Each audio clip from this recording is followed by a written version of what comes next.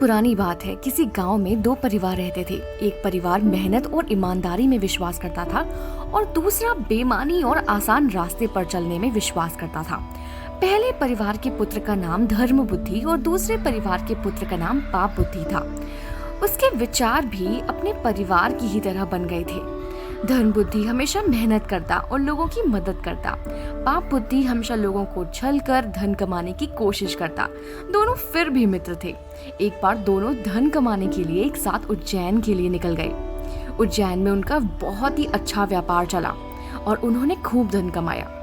5 वर्ष बाद दोनों ने घर लौटने के लिए निश्चय किया और दोनों घर के लिए चल दिए।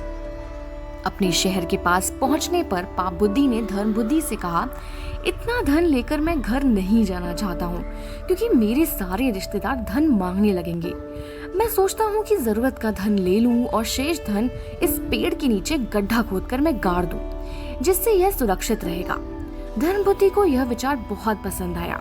उसने कहा, तुम सही कह रहे हो, मैं भी अपना धन यहीं गाड़ देता हूँ, जब जरूरत पड़ेगी आकर ले लूंगा। दोनों ने पेड़ के नीचे गड्ढा किया और अपना धन गाड़कर अपने अपने घर चले गए। अगले दिन पाप बुद्धि वहां आया और गड्ढे से सारा धन लेकर चला गया। कुछ दिन बीत गए। धन बुद्धि को कुछ पैसों की जरूरत पड़ी। वो पाप बुद्धि को लेकर पेड़ के नीचे आया और उन्होंने गड्ढा खोदा। धन बुद्धि वहां धन ना पाकर चकित रह गया।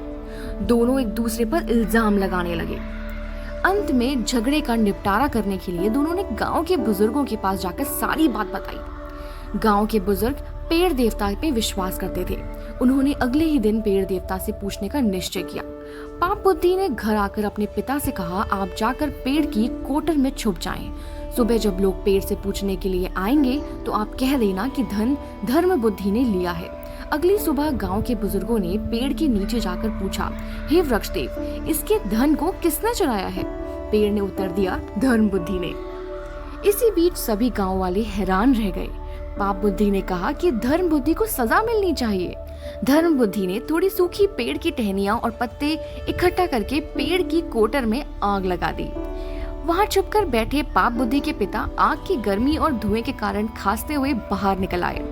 गांव वाले उन्हें देखकर हैरान रह गए। उन्होंने स्वीकार किया कि अपने पुत्र पाप बुद्धि के कहने पर ही उन्होंने ऐसा किया था। धर्म बुद्धि को उसके पैसे वापस मिल गए और पाप बुद्धि और उसके पिता को जेल जाना पड़ा। शिक्षा, बुरे काम का नतीजा हमेशा बुरा ही होता है। धन्यवाद।